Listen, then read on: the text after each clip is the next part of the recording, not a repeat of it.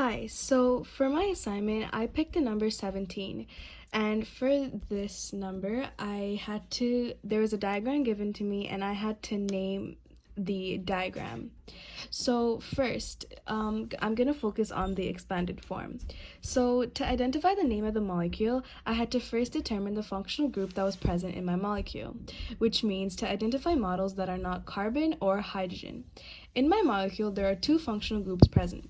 These include ester and ether. I found out there was an ester as I first saw the main carbon over here that was had a double bond to the oxygen atom over here. There is also another oxygen bonded to the main carbon over here. In this molecule, there is a carbon attached to the main carbon, and there is also a cyclohexane attached to the oxygen atom. So this is a cyclohexane over here, and this is the hydrocarbon over here. So over here, this tells me that this part of the molecule is a ester group. And then to identify an ether in my molecule, there was an oxygen atom that was bonded to two alkyl groups over here.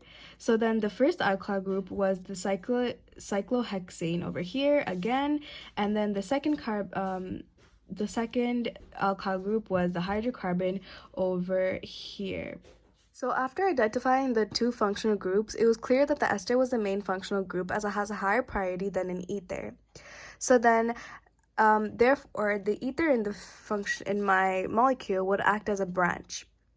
So then, since I know that ester is the main functional group, I would have the suffix of the name be O8, which is why I have O8 right here. I then had to find the parent chain of the molecule, which includes the ester group. This consisted of 3 carbon atoms, hence having the root as prop. So there's 1, 2, and 3. So this is the parent chain, and I would have prop as the root of my name.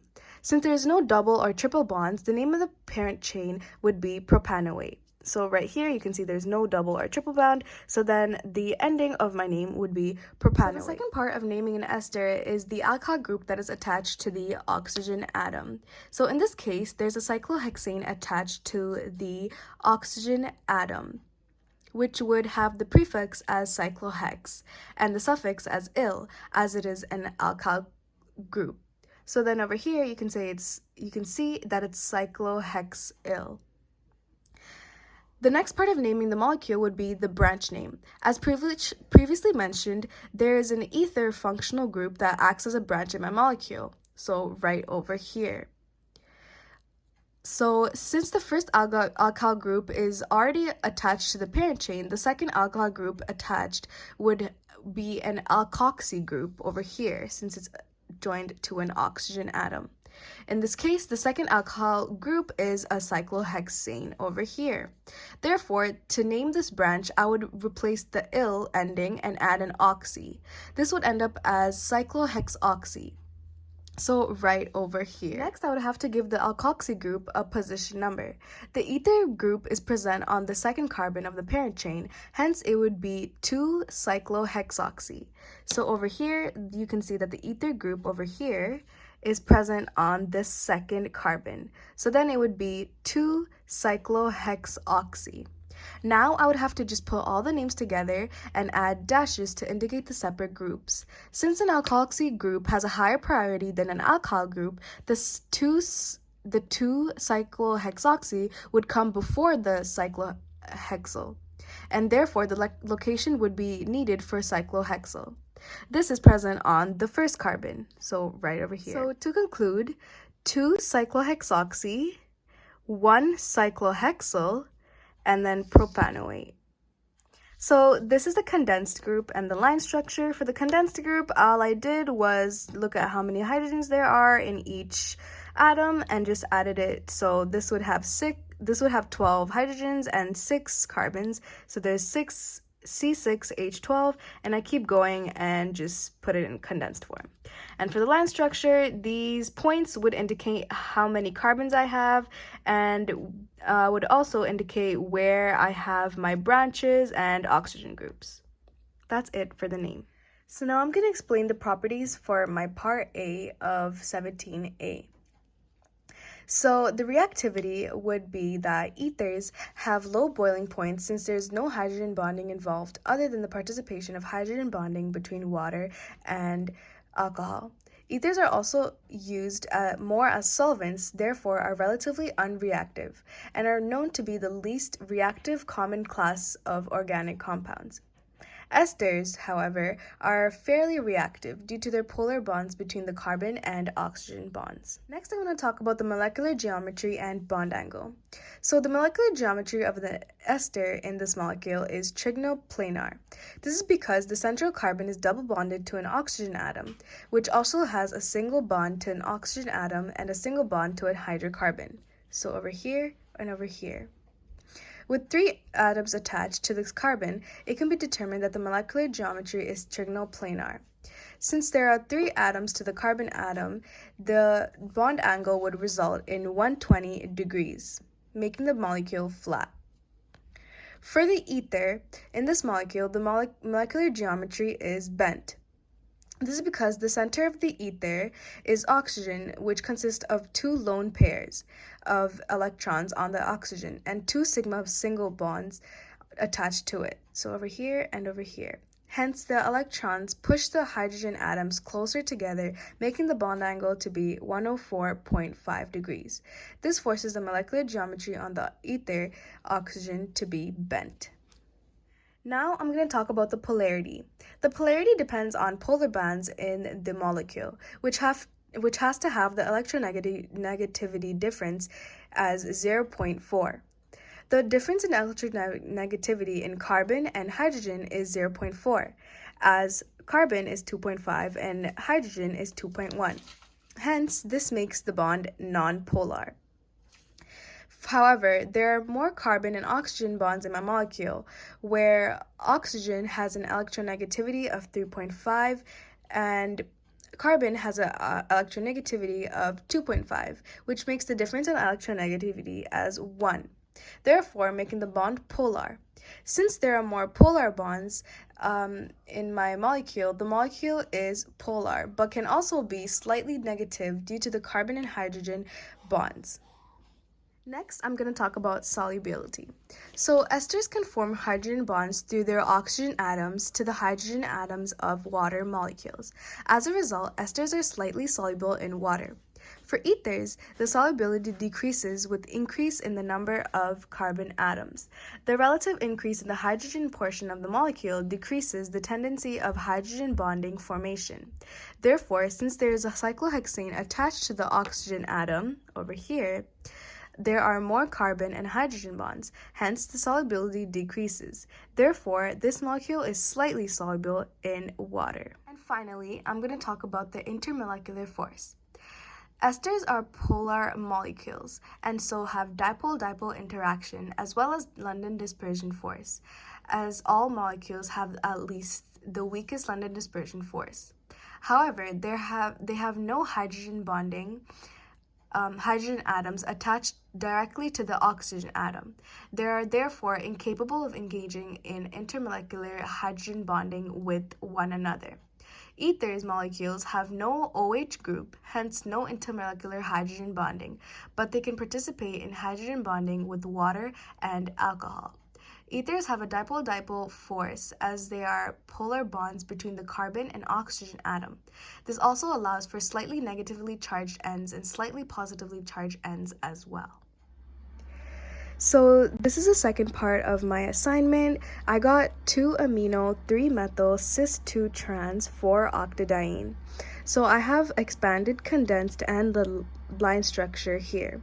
So to be able to draw out these structures, I had to first look at the root of the name. So the root of the name is octadiene. This tells me that the oct means there's going to be 8 carbons, and the ene tells me that there's going to be a double bond in this molecule. So the position over here is 4. So that tells me that on the 4th carbon, there's going to be a double bond. And so there's 8 carbons over here and a double bond on the 4th carbon. Next, I had to look at the cis-2 trans. So for the cis-2 trans, I know that on the second carbon, there's going to be a double bond. And I'll go over the cis and trans at the end. So next, I had to look at the 3-methyl. The 3 indicates that on the third carbon, there's going to be a methyl group. So as you can see, it's right over here. And finally, I had to look at the 2-amino at the front of the name, which tells me that on the second carbon, there's going to be an amino present. So when you draw out the structure, this is how it looks like, and you can see that the cis-2 trans is present, as these two branches are on the same side, which tells me that there are a cis.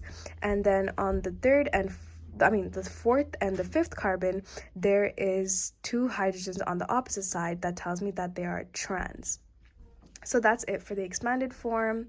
And so there are hydrogens present to indicate that they are expanded, and you can see every atom in this expanded form.